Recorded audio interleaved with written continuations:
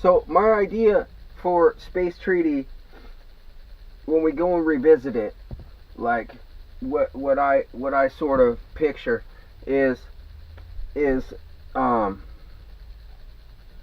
so like in my video Gaming the Post 5, where I was talking about the Coast Guard vessels that will patrol the orbits of space, and enforce the laws, and remove anything that's above the mass restrictions that can fall into the atmosphere, and these other things. So those could be international. UN. Like, that's the UN Coast Guard, right?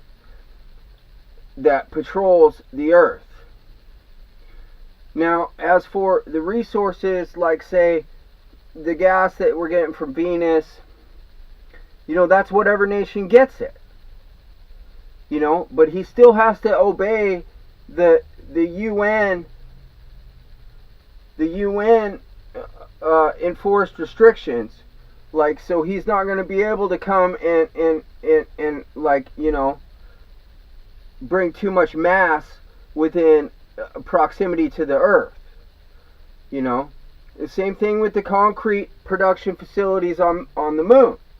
You got, and what's cool about that is, like, the moon, the nations can, whatever spacefaring nations want, you're only going to have a property so large, and other people can do it. So, I'm sure you'll have multiple different nations, like, on the timeline. You'll have multiple different nations that own property on the moon and are producing their own fuel. But they still have to obey the UN restrictions. So the Coast Guard, Coast Guard cutters that protect the Earth's atmosphere and enforce the restrictions after we revisit space treaty, and also that whose responsibility it is to harpoon intercontinental ballistic missiles and throw them in the garbage can.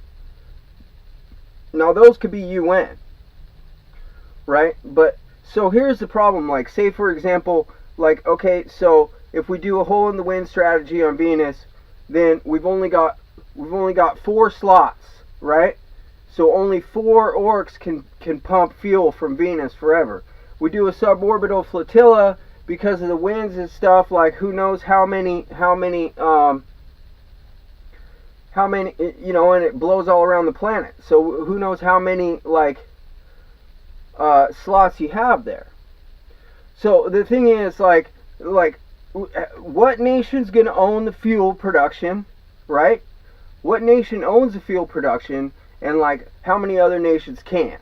So essentially, like, you're talking like one nation having a monopoly on all fuel production for space.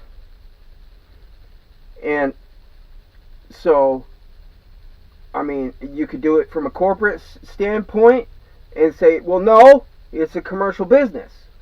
Okay? And then the nations can all own shares in that business.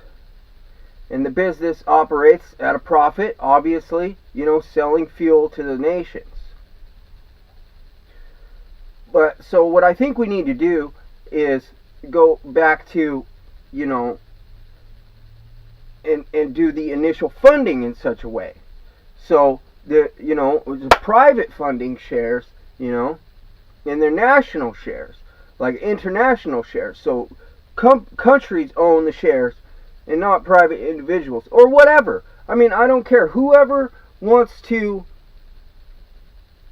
produce the capital and supply the capital to start the venture gets the shares. You know what I mean? So you own 1% of the fuel for the next age, You own 10%, you own 20%, divide it up, figure out how much it costs total, and pool the capital that you need to begin the program, internationally or not. And then, you know, do it with shares, do it with bonds. I mean, you know, these are tried and true things. That's how the finance market works. So, and then that becomes profitable. Those shares go up, you know, whatever.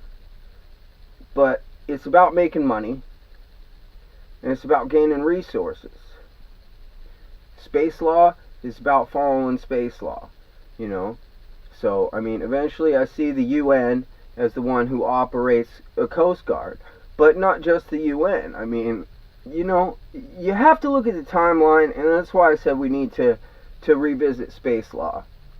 Because if we don't, you know, it's just kind of incomplete right now.